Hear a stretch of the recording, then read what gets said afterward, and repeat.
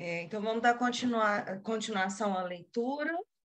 Nós vamos começar, então, na página 66, no segundo parágrafo. Isso.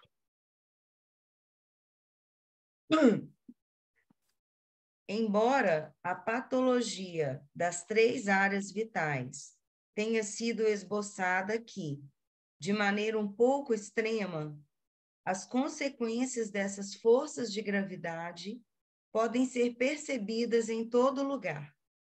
Empobrecimento espiritual, isolamento social e esvaziamento moral. Quais forças de levitação podem superar essa força de gravidade? Na área vermelha, já mencionamos efetivamente essas forças ao descrever a fase pioneira sadia.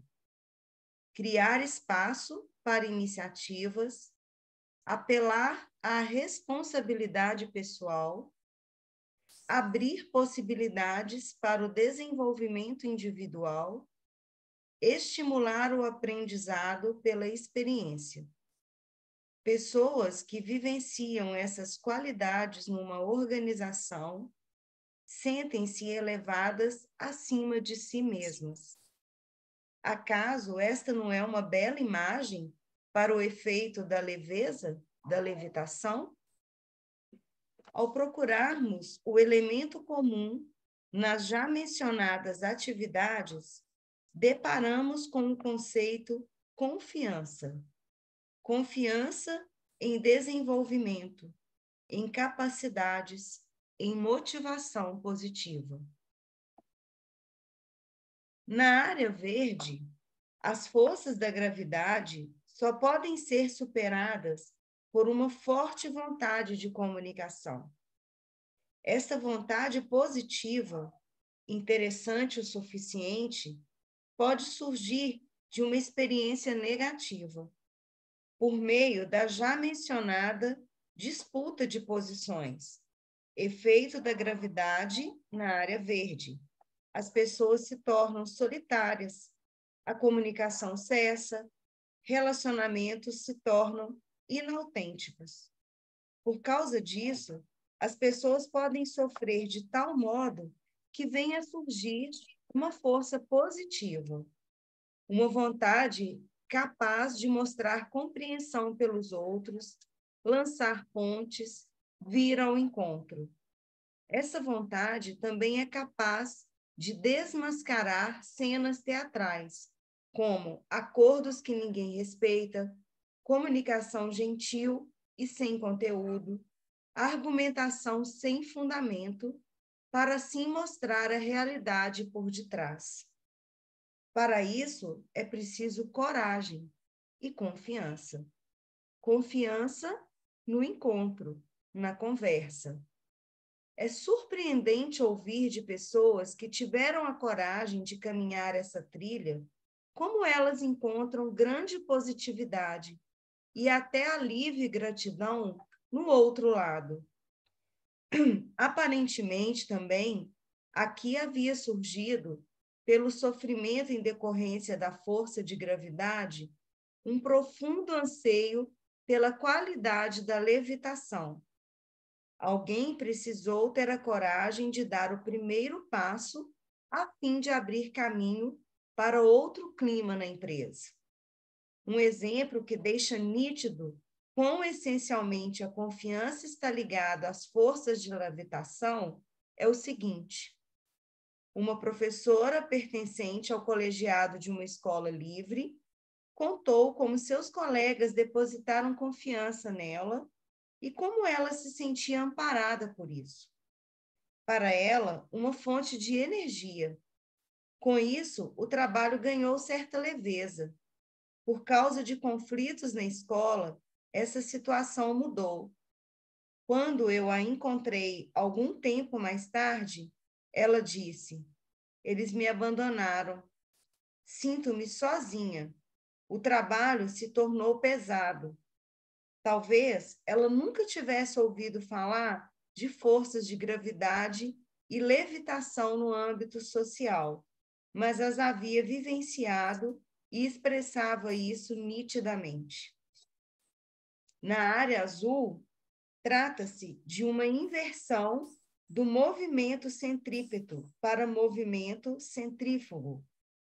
Forças de gravidade irradiam do ponto central da Terra e atraem tudo em redor para este ponto central.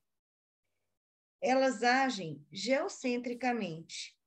Essa é a imagem do comportamento usual do empreendimento. Os produtos são pressionados com força do centro de produção para a periferia do mercado. E tudo que é percebido nessa periferia é aplicado ao próprio ponto central da empresa de modo seletivamente subjetivo. As forças de levitação agem da periferia. Elas irradiam da circunferência para o centro e aplicam tudo nesse centro à periferia. Elas agem heliocentricamente. O mundo vegetal nos demonstra isso de maneira arquetípica. Espera aí que a Silvia caiu e estou voltando. As raízes crescem geocentricamente na direção da gravidade. Caules, folhas e flores são atraídos pela luz e pelo calor do sol, contra a força da gravidade, em direção à periferia. Transpondo-se isso para o que sucede entre produção e consumo, trata-se da diferença entre pressionar e apertar, por um lado, e entre sugar e puxar, por outro. A diferença entre gravidade e levitação consiste aqui em definir se os produtos são pressionados do centro para o mercado ou se, de certa forma, são sugados do centro para o mercado. Esse será o caso se a empresa tiver interesse genuíno nas questões do cliente, se existir uma relação duradoura com ele e se o cliente souber que o produto oferece uma resposta genuína à sua pergunta. Então, o empreendimento também não precisará pressionar mais, podendo deixar-se guiar pela força de sucção periférica do cliente. Também, na atualização de forças de levitação nessa terceira área, onde ainda deixamos fora de consideração a dimensão sociopolítica, trata-se, no fundo, novamente do despertar de forças da confiança. Dessa vez, não da confiança no espírito, desenvolvimento, capacidades, ou no encontro, conversa, e sim da confiança na coisa. Veja esse respeito no esquema da página 34. Vamos voltar lá?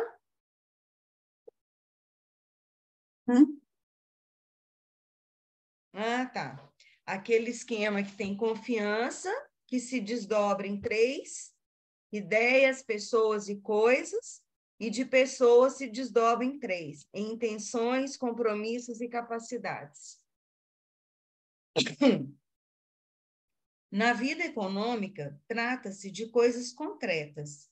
Necessidades concretas de clientes precisam ser satisfeitas com produtos ou serviços igualmente concretos. Estão no ponto central disso as necessidades do cliente. Nós podemos despertar confiança orientando-nos genuinamente, também moralmente e quanto às nossas intenções, pelas necessidades do consumidor, deixando-nos guiar pelos fatos e posicionando-nos o mais objetivamente possível, com a maior clareza possível em relação a preço, qualidade de utilização, condições de entrega e assim por diante. Então, nosso procedimento transcorrerá bem. O esvaziamento moral, ocasionado pela gravidade, é então preenchido com substância social, assim como na área verde, a solidão foi preenchida com substância social e na área vermelha, o empobrecimento espiritual com substância espiritual. O que vocês acham da gente dar uma... Boa. Comentar um pouquinho, resgatar o texto até aqui?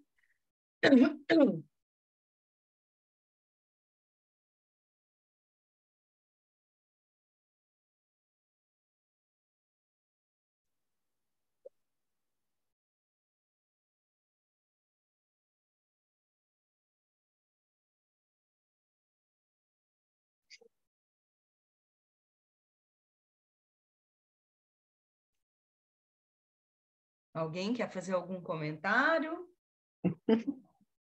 Oi, Ana.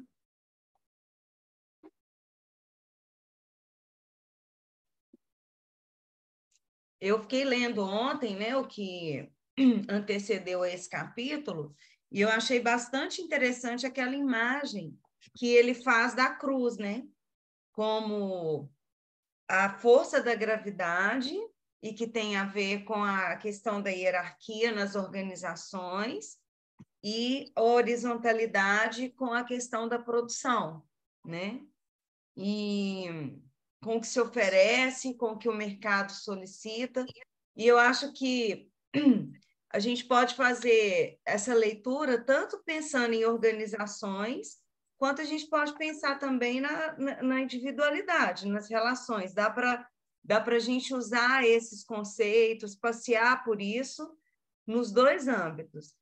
Mas, aproveitando que a Camila está aqui, né, e toca bastante na área dela, eu li muito esse texto também pensando no uso que a gente tem feito hoje, né, das redes sociais, para poder trazer nas redes aquilo que a gente faz também, né? Como que hoje você pensar nessa organização e nesse fluxo também tem a ver com isso, porque as coisas mudaram também, né? Hoje não fica mais só naquele nicho ali daquele marketing antigo, né? Que era bem óbvio, né? Hoje a coisa está cada vez mais sutil, mais sutil, mais sutil, né? Então eu fiquei bem viajando assim por essa. Eu fiquei bem Por esse tocada aqui âmbito. quando ele fala da área verde, sobre a necessidade da gente se comunicar. E fiquei pensando aqui nos movimentos de comunicação não violenta, que são tão importantes, né? Para todos os âmbitos, profissional, pessoal, né? E tem ganhado tanto espaço. O quanto a gente precisa reaprender, criar novos modelos, entender as consequências, sabe? Das decisões, sobre as escolhas que a gente faz quando define um estilo, né? Uhum. Mais responsável, bem Homem-Aranha, né? Mais conhecimento, mais responsabilidade, né? Como isso é, opa! A gente vai estudando, vai entendendo, vai, aquilo que parecia tão simples, olha o alcance que tem. E essa responsabilidade vem até em coisas que a gente não está parando para pensar, né? O exemplo é o chat GPT, que a galera está usando, a gente está dando poder a uma ferramenta que a gente não sabe onde vai. E aí? Pois é. Aí cabe a gente essa responsabilidade de propor reflexão para as outras pessoas. Isso.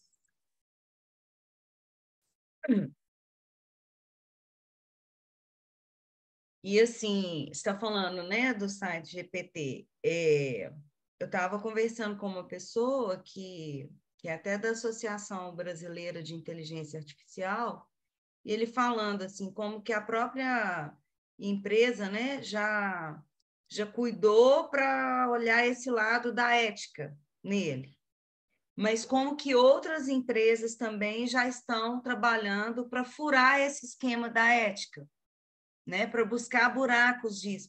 Então, essas forças, né, elas estão ali no campo o tempo inteiro, né?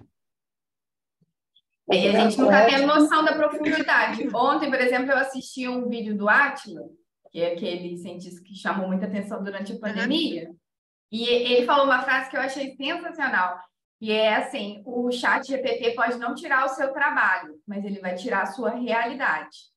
Porque pode chegar na sua mão uma foto do Papa, vestido lá com aquele casaco, e você não sabe se aquilo é verdade ou não.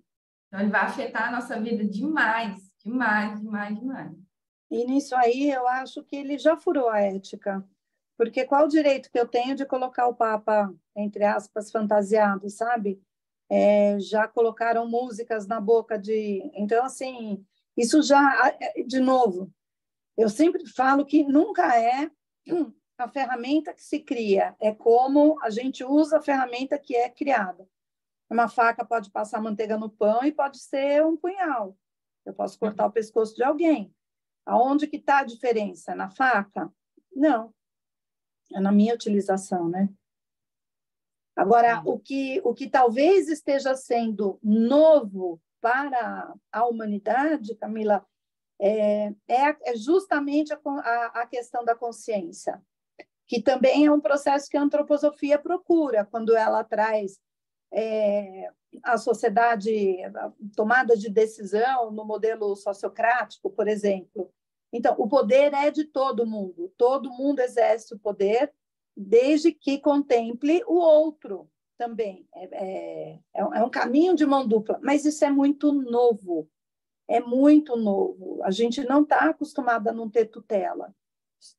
Somos tutelados o tempo todo, com bobagens, mas lei de trânsito é uma tutela, a forma como você senta na mesa para comer é uma tutela, né? Tudo é uma regra. Alguém criou essa regra e muitas delas a gente vai lá e faz sem pensar da origem, né? Nesse sentido. Elas já foram civilizatórias. Será que estão sendo hoje? Sabe? Mas exatamente. Acontece que dentro desse processo civilizatório, Leila, o que não foi mudando é o processo de subjugar. Exatamente. Já A gente coloniza, exatamente, a gente coloniza um ao outro sem perceber que está colonizando, só para usar a palavra do passado. Vocês trouxeram essa imagem, eu trouxe bem a coisa da ecologia, da sustentabilidade, né? Que quando a gente começou a falar sobre isso nas organizações, isso foi para um lugar esquisitíssimo, foi para marketing. E com a densidade se tornou realidade, uma preocupação efetiva, né? Então, a gente tem que olhar para isso tudo, né? Com cuidado, né? A partir do ponto de vista onde a gente está, né? Porque todas as forças e contra-forças vão estar presentes o tempo todo. Eu acho que o que a Leila trouxe é o pulo do gato, né? Que a Cíntia tentou puxar um pouquinho também. É o lugar onde se coloca as coisas, né?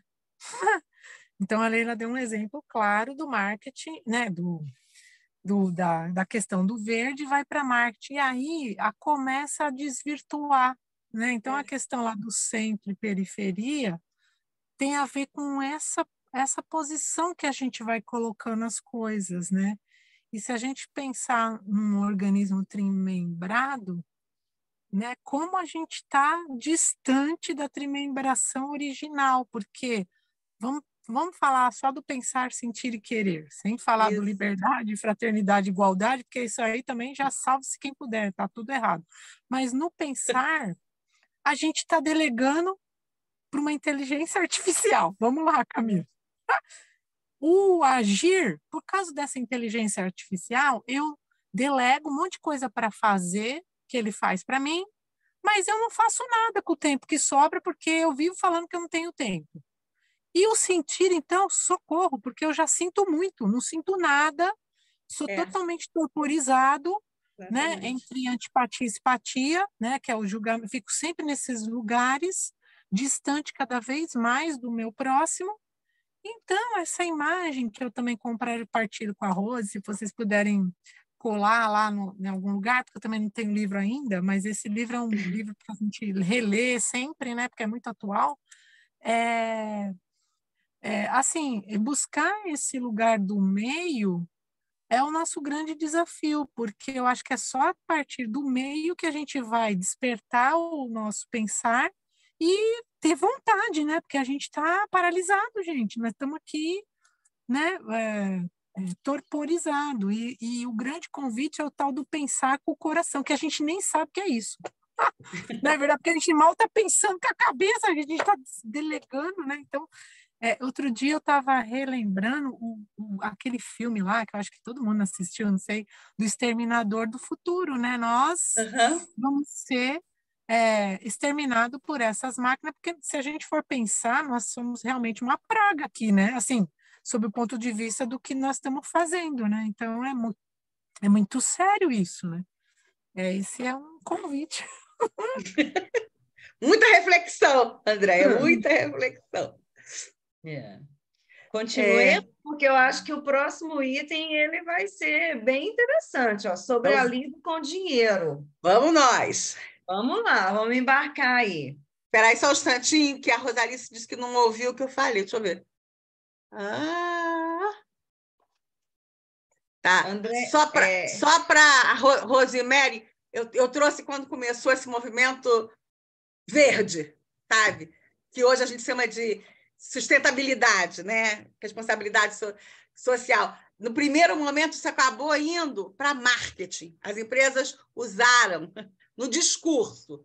Prática veio muito depois, mas veio. Porque foi sustentado, foi bacana isso. Você falou, Andréia, do esquema, a Sil já colocou aí no chat a foto. Então, sobre a lida com o dinheiro. Não há praticamente nenhuma área social em que a confiança em diferentes expressões seja tão nitidamente presente quanto na lida com o dinheiro.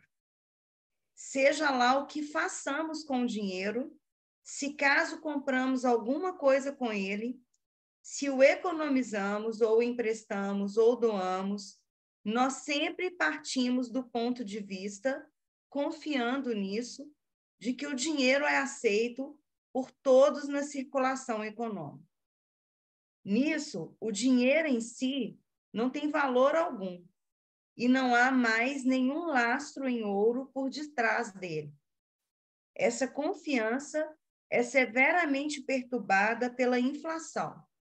É bem verdade que o dinheiro ainda é aceito como meio de troca, mas não se sabe mais o que ele efetivamente vale. No intercâmbio social, o dinheiro tem 3 funções essencialmente diversas.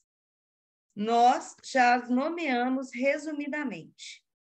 O dinheiro pode servir como dinheiro de compra na circulação direta de bens. Pode ser economizado e depois emprestado. Pode ser doado, seja por pressão fiscal ou voluntariamente. Descreveremos resumidamente como a confiança muda sua figura na sequência dessas 3 espécies de dinheiro. Dinheiro de compra. Quando eu compro alguma coisa em alguma loja e, para isso, coloco dinheiro no balcão, minha única preocupação é: estou recebendo mercadoria pelo meu dinheiro? Antes disso, tento informar-me o melhor possível sobre o produto que irei comprar. Eventualmente, levo-o a título de experiência ou me asseguro com um direito à troca ou um termo de garantia. Mais tarde, pergunto-me se o preço exigido é justo e se eu posso permitir-me a compra, considerando meus meios disponíveis.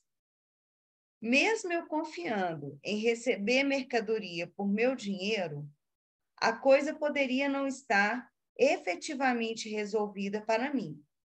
Eu precisaria interessar-me pela outra metade da questão da confiança. Será que o proprietário da loja, o atacadista, o produtor, o fornecedor de matéria-prima, também receberam dinheiro por sua mercadoria? Normalmente, nós relegamos essa preocupação aos esforços das pessoas em questão. Contudo, pelas relações de poder e falsificações de preço, infelizmente, eu não consigo mais confiar cegamente em que todos recebam, de fato, dinheiro por sua mercadoria. Então, é necessário haver muita informação e abertura para possibilitar essa dupla confiança na esfera aquisitiva. Dinheiro de empréstimo. Aqui lidamos com crédito e também já estamos no centro da problemática da confiança. Aqui também se trata, ao menos deveria tratar-se, de confiança dupla. O poupador que leva seu dinheiro ao banco está, na maioria das vezes, somente interessado na confiabilidade do banco. Essa se expressa no fato de o banco cumprir seus compromissos de juros, preferencialmente os mais altos possíveis, e devolver meu dinheiro quando eu precisar dele. Em virtude de o cliente de poupança formular a questão da confiança tão unilateralmente, só no sentido quantitativo, o banco se comporta de maneira exatamente igual no empréstimo de dinheiro a terceiros. Ele só olha para a solvência dos mesmos e para a expectativa do lucro. A questão complementar da confiança é formulada quando eu também quero ter confiança naquilo que o banco empreende com meu dinheiro. Com esse lucro, esse juro vem a acontecer? Isso acontece de maneira benéfica para o meio ambiente, benéfica para as pessoas? Será que eu posso e quero corresponsabilizar-me por isso?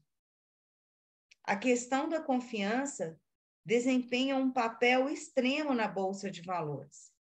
Uma grande parte da dinâmica da vida econômica é determinada pela subida e descida dos valores das ações. Esses cursos se movimentam de acordo com a confiança que investidores depositam no empreendimento. Em medida extrema, aqui é formulada exclusivamente a questão da confiança. Dinheiro de doação. Tem uma nota de rodapé.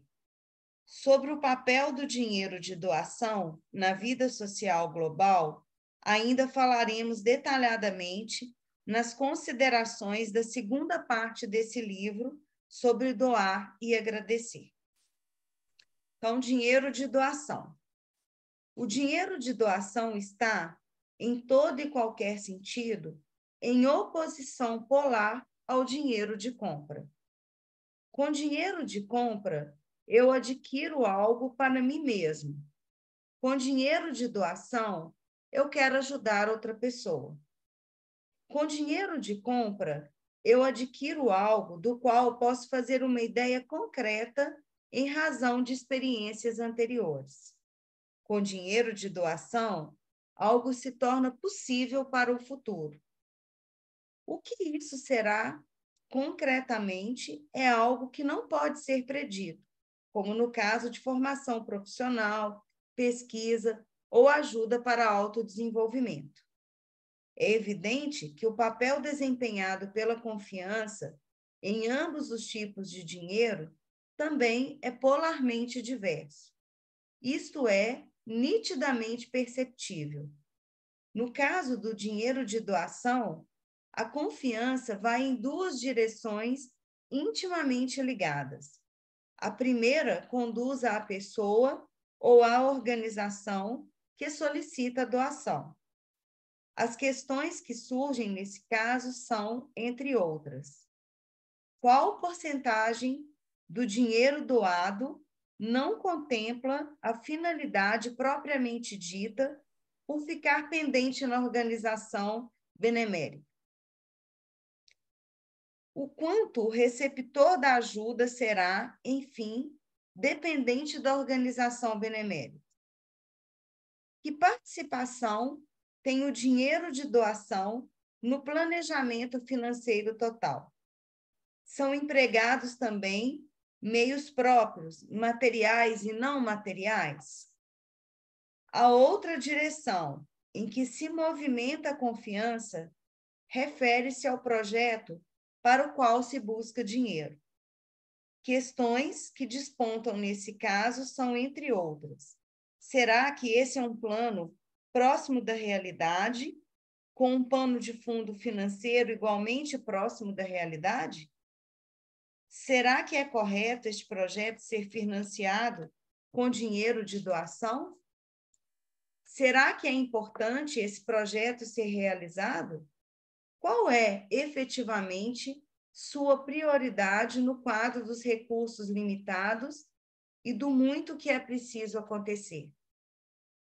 Quando em ambas as direções há suficiente base de confiança, o dinheiro de doação movimenta-se em direção à Anistia Internacional, ao Greenpeace, à Fundação para a Reforma de Antigos Moinhos, ao Fundo de Bolsas de Estudos para Estudantes do Virgin, da Universidade Livre, à Associação de Música local e assim por diante.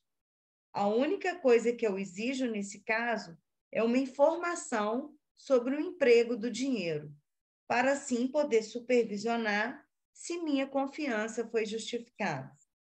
Dependendo do que eu saiba sobre como meu dinheiro é empregado, posso decidir se quero continuar com minhas doações ou se quero parar. Vamos dar paradinha aqui? Que depois ele vai fazer a síntese.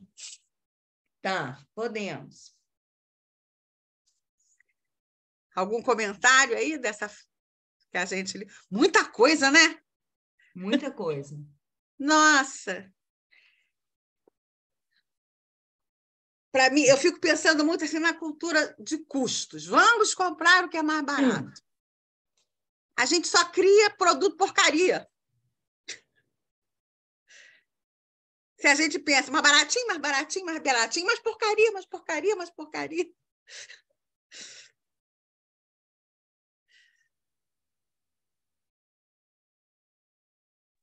Isso me veio muito que a gente compra no mercado. Essa semana a OMS veio falar de adoçantes, né? Isso que você está falando me veio ontem numa situação, assim, eu nem tinha pensado nisso, mas eu tenho um amigo que ele está viajando pelo mundo. Cada hora ele está numa cidade e ele é uma pessoa muito bacana, assim, muito comprometido com a vida, assim, né? E ele passa dicas das viagens, né, dos lugares, é muito bacana esse trabalho dele. E ontem ele chegou na Coreia e aí ele foi ao supermercado e ele postou as compras que ele estava fazendo e foi fazendo o valor daquelas compras, mostrando os produtos, né? Banana, ovo, no valor em real, que é, inclusive, um valor, assim, alto, Sim. né? Em real. E aí eu fiz um comentário com ele, porque eu falei para ele o seguinte, porque ele tem uma roça aqui, onde ele tem horta, essas coisas, né? Eu falei assim, pois é, você está comparando esse preço, mas será que o que eu consumo aqui no Brasil, quando eu vou num sacolão normal, por exemplo, tá? E compro uma banana, um ovo e tal, e que está cheio de hormônio, que está cheio de remédio, que está cheio de não sei o quê, o que eu estou comprando com esse dinheiro que é bem mais barato, vamos colocar, do que na Coreia? Porque eu imagino, falei, até uma pergunta que eu estou te fazendo, né? Porque eu não sei, mas eu imagino que pelas leis assim do país e tal, os orientais eles são muito rígidos, né? Assim, eles são muito corretos assim com essas coisas, que você ali você está consumindo um alimento que é de verdade. Então, qual que é o valor agregado a essa moeda que você está comprando aí, que você chega no sacolão, sei lá, você compra 1 quilo de banana aqui por R$ 8 e você compra 1 quilo de banana na Coreia por 20, estou chutando, né? Mas qual que é a banana que eu estou comprando por 10 e qual que é a banana que eu estou comprando por 20? Aqui a gente também tem isso, né? Mas eu acho que tem alguma coisa antes, Cíntia, que é uma das frases que estão lá logo no começo, que fala que hoje o dinheiro não tem mais lastro. Antes, a gente podia associar o valor do dinheiro, eu entendo isso que você está colocando, sem dúvida nenhuma, mas a pergunta antes é: qual é o valor real do dinheiro, dos dinheiros que a gente tem? Porque se antes havia uma correlação, você empenhava aquilo que você tinha como lastro, que era o ouro, hoje é a palavra ou o mercado.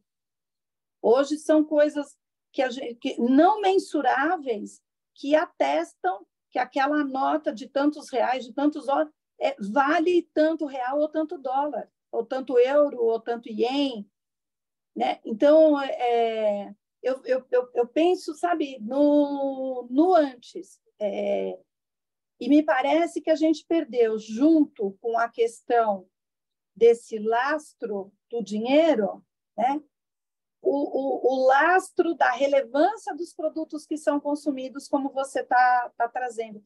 Então, é um encadeamento, como se fosse um peteleco numa peça de dominó, em que lá atrás alguma coisa, né? No caso, a falta do ouro, o dinheiro perdeu o lastro, a gente esparrama isso, porque hoje, algo que a gente conversa pouco, alguém escreveu aqui, a gente fala pouco do dinheiro, mas eu não sei qual é o adjetivo para usar quando você tem gente que efetivamente não trabalha, mas só vive da renda do que o dinheiro é que trabalha para ele. Essa frase, pessoas do mundo empresarial, né? O pessoal que vive da bolsa, então, o dinheiro trabalha para mim, eu não preciso trabalhar. Então, nossa, assim, são muitas as vertentes, né, relacionadas a essa... E aí você cai até, Sil, no que a Andrea estava comentando sobre o pensar, o sentir e o fazer, que eu não preciso fazer, o dinheiro faz para mim. Sim. Ele Tem muitas trabalha coisas por mim. trás aí. Maria Lúcia quer falar. Só, como nós costumamos dizer, deitando mais uma acha para a fogueira, porque são tantas as variáveis que, quando generalizamos, acabamos sempre por ser parciais. Então, por exemplo, em África, não vou generalizar a África, mas vou, por exemplo, para o país onde eu nasci, em Moçambique.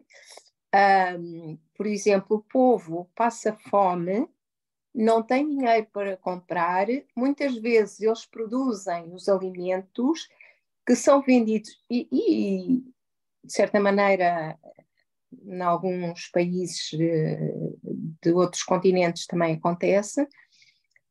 Eles não têm acesso àquilo que produzem e eles acabam por ir pagar por produtos processados muito mais do que aquilo que vale por causa também da consciência que é criada para eles para os formatar de uma maneira que não é o genuíno valor da coisa, o genuíno valor do bem, o genuíno valor do dinheiro. A outra coisa que eu queria abordar também e lançar para a reflexão que eu tenho feito, eu comecei há pouco tempo na minha cultura de doação. Senti um impulso de começar a fazer pequenas doações para pequenas coisas. Mas foi genuíno dentro de mim e eu escutei-me, é assim, Eu não quero doar para aquelas grandes instituições, eu não quero fazer voluntariado para aquelas grandes, a AMI, eu não sei o quê, o Banco Alimentar contra a Fome, onde toda a gente vai e depois toda a gente mostra que foi, não sei o quê. Eu não. Mas é a minha característica. Eu sinto impulso interno de, olhando nos olhos ou olhando na causa, eu quero ajudar esta causa. E vou ajudando com pequenas contribuições, não é nada de mais, mas com a consciência um pouco disto que ele estava a dizer no livro, que eu nem sequer me tinha percebido, de que este valor que eu estou a dar, por muito pequeno que seja, ele está a ser usado para quê? Muitas vezes o que acontece é que nós somos manipulados por grandes coisas e a pequena percentagem da minha doação é que vai para a causa. E a outra percentagem, onde é que vai? Eu não me questiono. E não é fácil viver na nossa época, mas estamos aqui, se calhar temos que... eu tento fazer isso, mas vejo que muitas vezes falho, que é a cada momento estar presente, perceber qual é o meu impulso e perceber o que é que eu estou a alimentar, não é?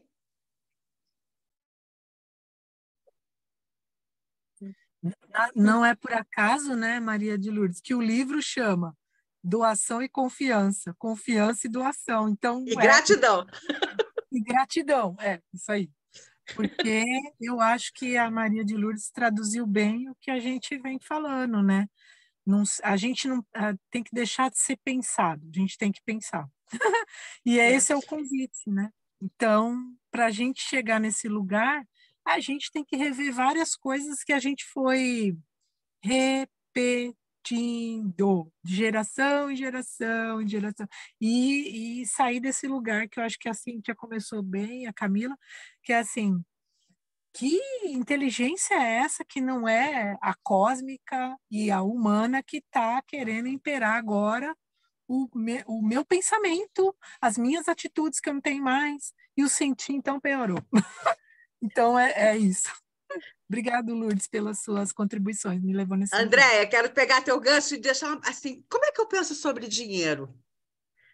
Eu não quero resposta, não, só uma perguntinha. Porque às vezes a gente vê dinheiro como uma coisa complicada, suja, difícil. Às vezes eu posso ver dinheiro como assim, nossa, eu faço muito esforço. Isso é o meu amor, minha força de vida materializada aqui.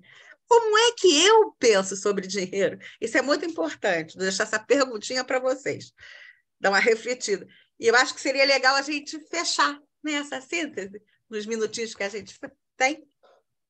Fechar o capítulo aqui. Vamos? Vamos. Ao compararmos as questões complementares da confiança na esfera do dinheiro de compra, se eu recebo mercadoria pelo meu dinheiro, será que o outro recebe dinheiro por sua mercadoria? E na esfera do dinheiro de doação, acaso eu tenho confiança no receptor e na finalidade? Evidencia-se o seguinte: questões complementares sobre confiança na esfera do dinheiro de compra. A primeira questão é inteiramente direcionada para mim e a segunda para os outros. A primeira questão está presente em minha consciência e a segunda não se me impõe frequentemente. Eu preciso me esforçar para formulá-la. Questões complementares sobre confiança na esfera do dinheiro. Aliás, desculpa, ainda tem outra do outro lado. Ambas as questões têm a ver com ponderar bens e dinheiro, uma ótica econômica. Depois, no tema, questões complementares sobre confiança na esfera do dinheiro de doação, ambas as questões têm relação com assuntos em que meus próprios assuntos não desempenham nenhum papel. Ambas as questões são intimamente interligadas. Aquele que pergunta se identifica fortemente com aquele pelo qual pergunta. Eu preciso me esforçar para separar claramente as duas questões entre si. Ambas as questões têm relação com uma ótica moral e espiritual. As perguntas complementares relativas ao dinheiro de empréstimo situam-se sobre vários aspectos, entre as características à direita e à esquerda. Resumindo, na lida com dinheiro de compra, dinheiro de empréstimo e dinheiro de doação, encontramos 3 sistemas de questões complementares da confiança. Eles fornecem, à sua maneira, uma imagem do multicolorido panorama da mesma. Eu coloquei a foto dessa, porque essa leitura que a Cíntia fez agora no final das questões complementares são 2 colunas. Então, se vocês olharem, né, tem o tema e cada uma das questões está sendo comparada de acordo com um determinado âmbito. Aí fica mais fácil, né, de visualizar. Eu só queria terminar com uma coisa que me veio aqui agora, dentro do que a Andréa falou do nome do livro, né? Confiança, doação, gratidão. Até hoje, na hora que eu vou fazer o link, né, para mandar para vocês no grupo, eu nunca sei o nome do livro, eu sempre confundo a ordem. E aí eu tenho que pegar para olhar. E um dia a Sil falou comigo também, a gente conversando sobre coisa, aí ela, não, doação, não, confiança, não, a gente ficou nessa coisa do nome. Aí hoje, a hora que você falou, André, me bateu isso, é porque as 3 coisas, elas estão tão interligadas, sabe? Assim, por isso que eu tenho até dificuldade, eu fiquei pensando, eu vou me justificar de guardar o nome do livro na ordem certa, mesmo mexendo com ele toda semana, mas é porque elas são muito interligadas, né? Confiança, doação e gratidão são 3 instâncias, né? São 3 faces, talvez de um mesmo pensar, sentir e querer, né? Me veio isso, assim, queria compartilhar com vocês para a gente finalizar. Ana. Tá? A foto da síntese para a Ana, que ela pediu, legal. Uhum. Você quer fechar, Leila? Conversa de novo? Vamos! É bonito ver assim, esse trabalho sobre a matéria que a gente faz na vida, né? Para onde vai? Olha, vamos escutar isso aqui. Vou compartilhar aqui a imagem de novo. Tá. A imagem do velório, né? Como estás longe, ó corpo terrestre com suas dores. Eu olho para baixo em sua direção, lá jaz você agora, decompondo-se, em direção ao universo. Os deuses colhem os teus frutos e os carregam para o alto, para a terra luminosa, e lá delas tece a grande trajetória do mundo. Isso é maravilhoso. Muito obrigada, gente. Foi lindo hoje. Obrigada. Obrigada, que lindo. Eu não tinha assistido à leitura do verso no início, mas é realmente maravilhoso. Obrigada. Bom dia, gente. Obrigada, bom dia. Até semana que vem. Obrigada pela presença. Grata.